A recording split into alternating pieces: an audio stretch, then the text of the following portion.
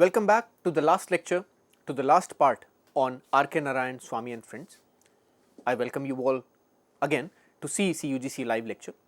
My name is Piyush Chaudhary, Assistant Professor at Hansraj College, University of Delhi. So, in the previous lecture, we discussed the various characters of the novel. We were also discussing the theme of childhood, the theme of humor in the novel Swami and Friends.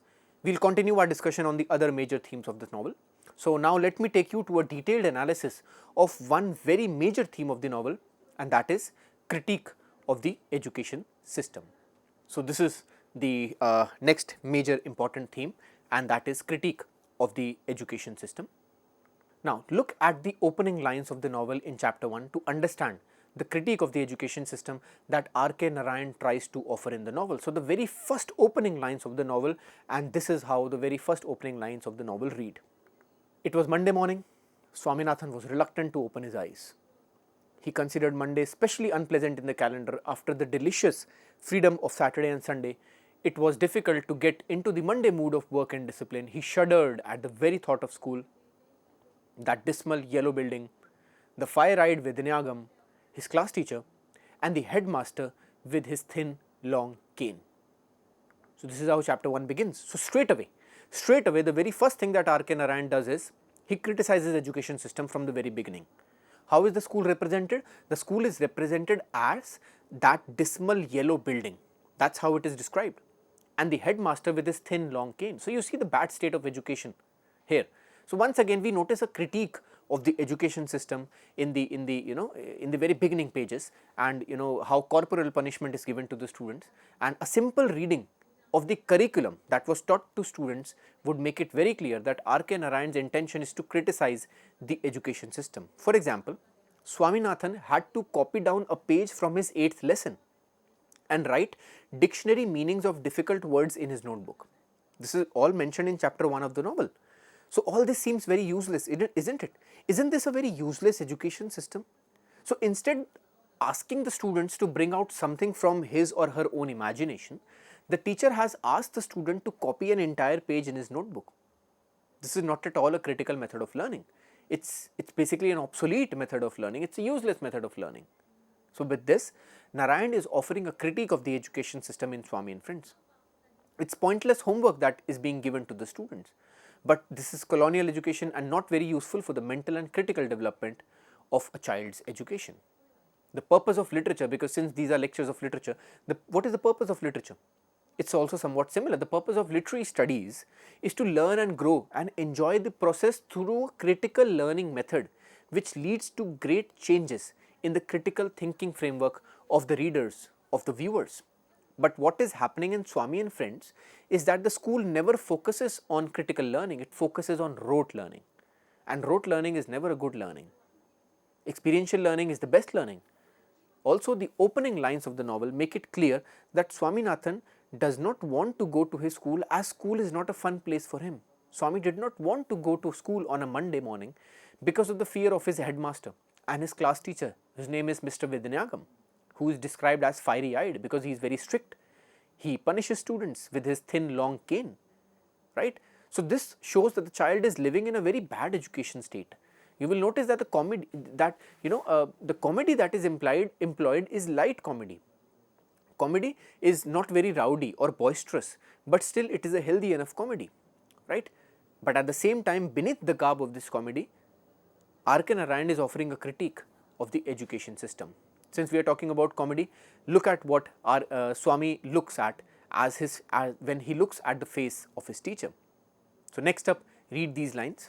The teacher called for home exercises. Swaminathan left his seat, jumped on the platform, and placed his notebook on the table. While the teacher was scrutinizing the sums, Swaminathan was gazing on his face, which seemed so tame at close quarters. His criticism of the teacher's face was that his eyes were too near each other, that there were more hair on his chin than one saw from the bench, and that he was very, very bad looking.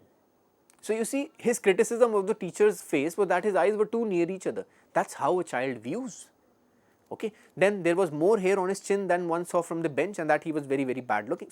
So basically you notice the teacher from a child's perspective. So, again humor comes up in this particular instance. Humorous because it shows how a child looks at the world. Then comes Mr. D. Pillai, The history teacher, Mr. Pillai, who is loved by all the students for his unique teaching method and his good nature and his kindness. Next up, read these lines about how Mr. D. Pillai is described.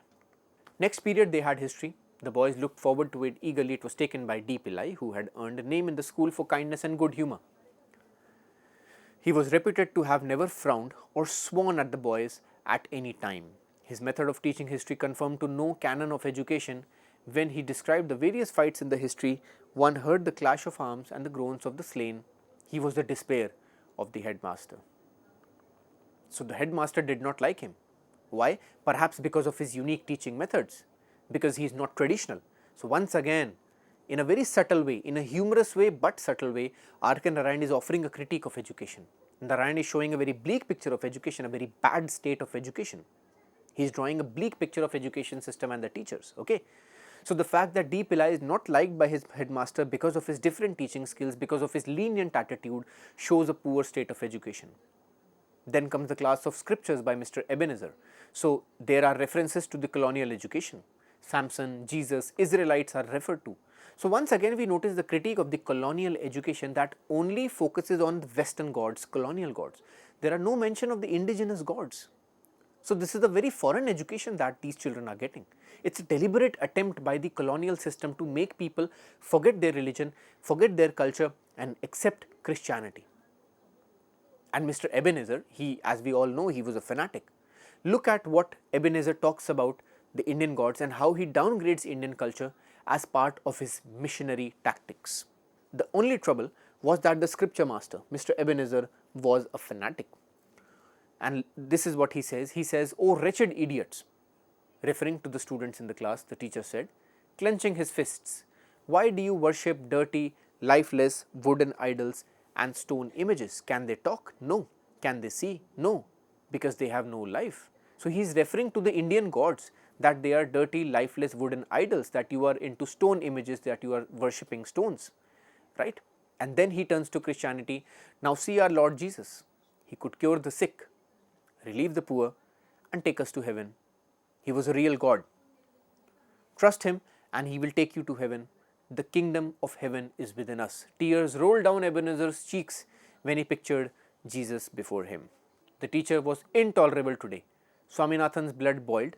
He got up and asked if he did not, why was he crucified? And Swaminathan is responding him. The teacher told him that he will come to him in private, and emboldened by this mild reply, Swaminathan put to him another question. If he was a god, why did he eat flesh and fish and drink wine? As a Brahmin boy, it was inconceivable, impossible for him to realize that a god should be non-vegetarian. And in answer to this, what Ebenezer does is, he simply left his seat, advanced slowly towards Swaminathan and tried to wrench his left ear off.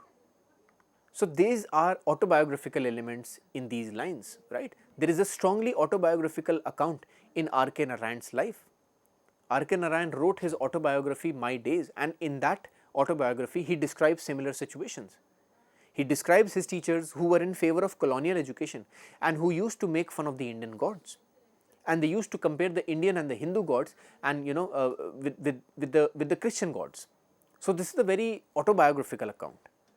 Right? R.K. Narayan is showing how the British Raj downgraded our indigenous culture and offers a critique of the indigenous, of the colonial state of education through this novel. So the readers must have noticed that Swami is not happy with the school. So there is a critique, constant critique of the education system. Since we are talking about the theme of education and the critique of education system, so this Ebenezer episode was very important to discuss. The education in Swami and Friends, it's a British education system and it is not at all a healthy education system. Teachers like Mr. Ebenezer are only there to instill a feeling of hatred and disgust in the students towards their own indigenous culture. And it's a missionary mission, to corrupt the indigenous culture and promote an anglicized culture in Malgudi. So he tries to show in his class that Jesus Christ is better than the gods of the Hindus. Right. So R.K. Narayan, what he's doing is, he's hitting out on the colonial education system which was prevalent in India during the British Raj in the 1930s, in the times in which the novel was written. So this shows the critique of the colonial education system. Childhood, children and their activities is another major theme here.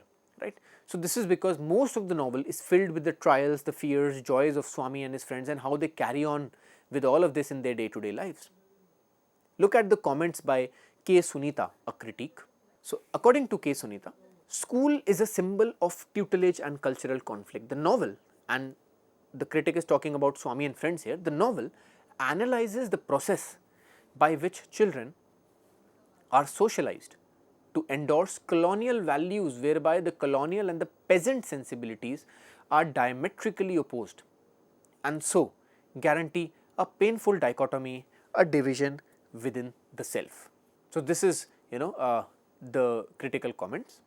So, the novel Swami and Friends is a critique of the existing educational structure under the colonial Raj, highlighting the fear and the distaste that children have for school, the focus on rote learning, and the lack of a happy learning environment. This is all that R K Narayan is trying to show, right. So, the novel highlights the examination oriented nature of education in the novel, another instance, and its relevance to contemporary education systems, emphasizing the need for a holistic and comprehensive educational system. Okay. So, the author R K Narayan is suggesting that schools can suppress the cultural experiences of students in several ways.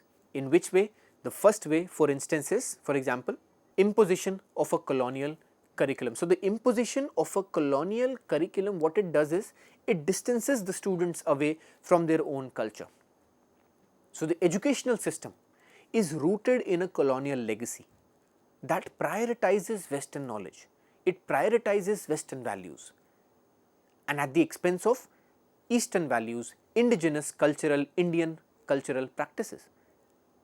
And Mr. Ebenezer also does that in the novel, as he prioritizes Western cultures over the Indian ones.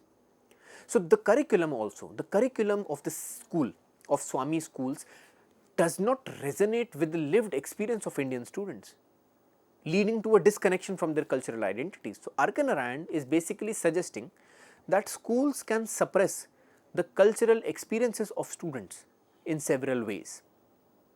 Another instance is, as you can see, it is cultural intolerance. So, the presence of teachers who exhibit bigotry and intolerance towards local customs and beliefs, as exemplified by the character of Mr. Ebenezer, creates an environment where students feel that their own cultural backgrounds are devalued. This intolerance can alienate students from their own heritage and discourage them from expressing their cultural identities. The educational system emphasizes conformity to a dominant culture, often at the expense of diverse indigenous cultural expressions. So, this is how R K Narayan offers a critique of the education system, which is devaluing the education, which is devaluing the the emotional, the mental makeup of a child. Then another instance is the rigid discipline and the control, the strict disciplinary measures which are enforced in schools, such as corporal punishment. Swaminathan gets beaten repeatedly, and the headmaster Vidyanangam with his long cane represents authority. He represents a very, very strict teacher. So, the corporal punishments and the authoritarian teaching methods and all these things suppress students' voices and suppress students' individuality. So, through these mechanisms, Narayan illustrates how the educational system can act as a tool of cultural suppression, hindering students' ability to engage with and celebrate their own cultural identities, isn't it? So, the author provides several instances of the poor state of education in relation to Swami and Friends. Now, one more instance is, as you can see, it is the fear and the distaste for school, and it is something which we have already discussed. So, the novel portrays the fears and distaste that children have for school. With Swami in the very beginning, in the first chapter, he is shuddering at the very thought of school. He describes it as the dismal yellow building, I am quoting it, right, and the strict teachers, the fire-eyed Vidyanagam, reflecting the poor state of the colonial education system. And who is a good teacher? Mr. D. Pillai is a good teacher for his unique teaching standards, because he's never abusing, he's never frowning, he's never beating the school's children, and that is why the headmaster does not like him, because of his unique teaching methods, right. Then another one is lack of a student-centric education. So the kind of education that the children at Malgudi receive, it's more establishment, it's more teacher centric rather than student centric. I mean, it's an irony that education should be student centric, but the kind of education in R.K. Narayan, Swami and Friends is more establishment centric, it's more teacher centric, it's more colonial centric rather than student centric, with the focus on rote learning, and there is an unhappy learning in atmosphere. Right. So the novel portrays the corporal punishments received by students by their teachers. However, as I have mentioned, there are good teachers like Mr. D. Pillai, who is described as kind, who is described as good humoured, but he is not liked by his seniors, he is not liked by his peers, as he is gentle on the students and does not conform to old, boring, obsolete and outdated traditional modes of teaching. The curriculum in the school of Swami, if you look at the curriculum that Swami is offered, it involves learning all the rivers, all the mountains of the world. What is this? This is learning Western history. It's a useless education system. Learning all the names of the countries of the world. And I am reading all of this from the novel.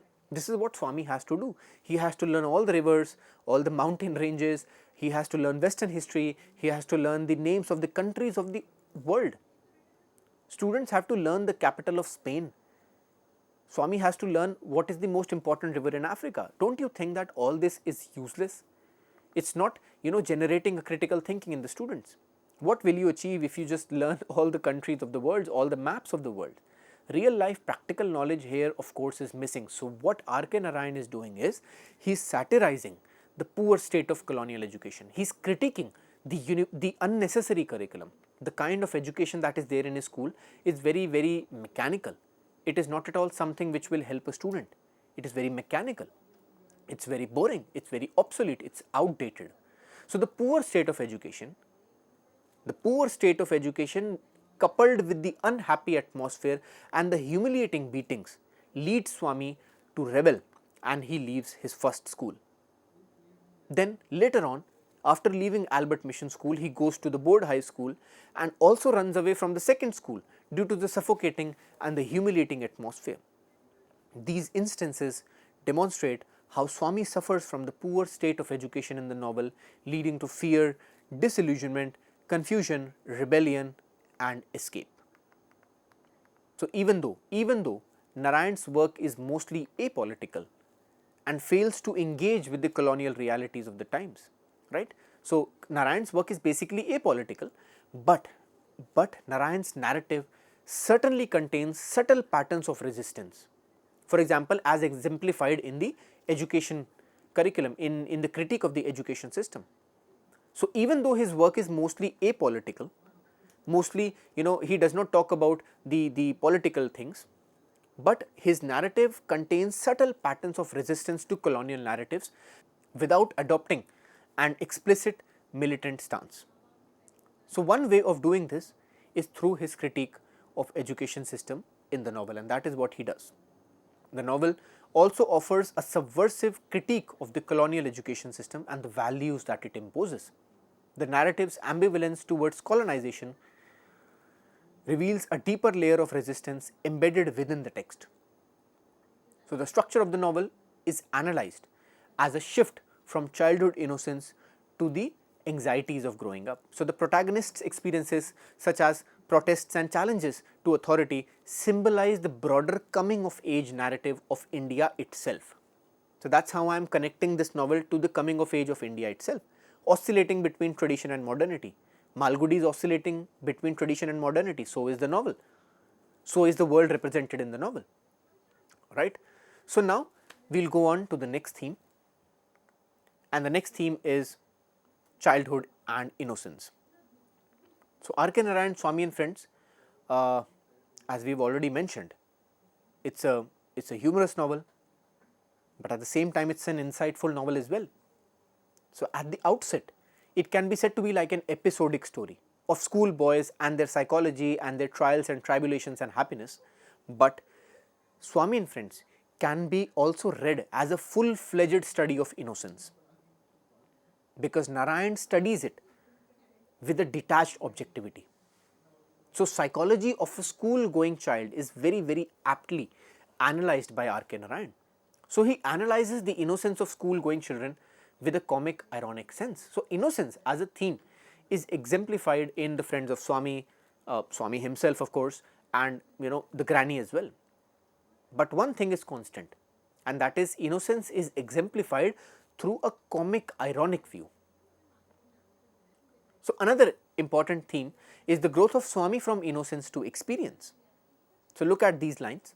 It was said that a new teacher who once nearly tried it nearly lost his life. It was said, it was believed, such rumors, you will find such rumors abound in the novel. That's all that there is to a childhood. Since we are talking about the theme of childhood, such rumors abound in childhood as well. So several junctures in the novel shows the trivial matters in a very funny way. It may mean nothing to a child, it may mean nothing to an adult, sorry, but for a child it means the world to him. So despite their bickering, fights and confusion, the children remain together in the novel at the end. Towards the end, everything gets resolved, and that what is a child's life, and that is what there is to a child's life. Okay, so that is all that there is in a child's life: eating, playing, making new friends, enjoying. That is all, isn't it? So at the end, everything gets sorted. So it shows the innocence, childhood innocence. Okay, so yes, R.K. Narayan is capturing the essence of being a child. You can even say so. So childhood is a very, very important theme. Along with several other themes of the novel, childhood is a very important theme. One of the most important themes in the novel. So look at the last 2 pages at the end of chapter 9. The name of chapter 9 is School Breaks Up, which describes the advent of summer vacation. As the name suggests, school breaks up, so school is coming to an end because the semester is getting to an end, and summer vacations are beginning, and it's the end of the school semester. So look at the last 2 pages of the chapter 9. At the end of the prayer, the storm burst. With the loudest, lustiest cry, the gathering flooded out of the hall in one body. All through this vigorous confusion and disorder, Swaminathan kept close to money, for there was a general belief in the school that enemies stabbed each other on the last day. So there was a general belief, right? Swaminathan had no enemy as far as he could remember, but who could say? The school was a bad place. So you see how Swaminathan also, rumors play a very important role. Since we were talking about rumors play a very important role in a child's life, because students they live in a make-believe world, isn't it? Let's go forward. The school was a bad place. Money did some brisk work at the school gate, snatching from all sorts of people ink bottles and pens and destroying them. Around him was a crowd seething with excitement and joy. Ecstatic shrieks went up as each article of stationery was destroyed. 1 or 2 little boys feebly protested, but Money wrenched the ink bottle from their hand, tore their caps, and poured ink all over their clothes. He had a small band of assistants, and the most prominent amongst them was Swaminathan. And what Swaminathan does is, overcome by the mood of the hour, he emptied the entire ink bottle over his own head, and he had drawn frightful dark circles under his eyes with dripping ink. A triumphant cry from 100 throats rent the air. And then what Money says, "Who will bring me Singaram's turban?" Singaram is the peon. "I shall dye it for him." Singaram, the school peon, was the only person who was not affected by the spirit of liberty that was abroad. And as soon as the offer to dye his turban reached his ears, he rushed into the crowd with the big stick and dispersed the revelers. So in this is the moment of vacation for the children, and it's a jubilant mood that everybody is in. Everybody is excited. For the children, it's a moment of liberation. Children are very happy because exams are over and the vacations are coming on, right? So R.K. Narayan shows the innocence, the jubilant mood of everyday life. So there is another very funny and innocent account of how he tries to pray for the god and then ask for money, but then he does not get it. So it shows his innocence. So when he the entire scene, this particular scene, is very funny account of how an innocent child who does not understand the ways of the world, he goes to pray to the god, and he thinks that if he comes 5 minutes later, God will give him some money, but that does not really happen. So an innocent child who does not understand the ways of the world, so he's very he's very upset and he wants to abuse the gods, but he realizes that doing so would be very, very inappropriate. So overall what I'm trying to say is that it shows the innocence of the children, right? So he's afraid of it, he asks for forgiveness from the gods. So we notice the childhood fears, the inconsistencies, the innocence in his character. All of a sudden, if you also remember, another instance is that all of a sudden one day Swaminathan has the desire to get a wheel, a hoop for himself. So this desire becomes the center of his world. So a very small incident plays a very, very big role in his life.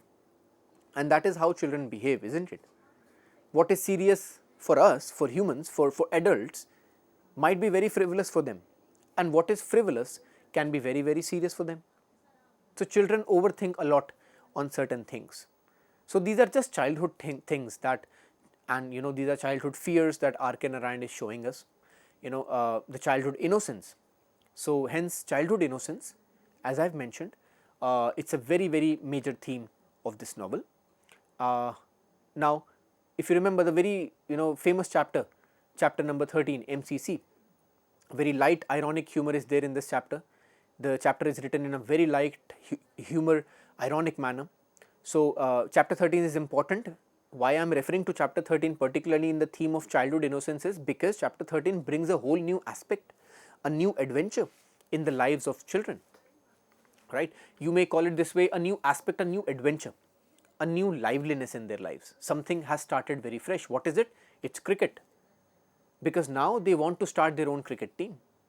So this chapter also shows a bright, funny picture of children and their lives and the importance, and once again hammering on the idea of childhood innocence.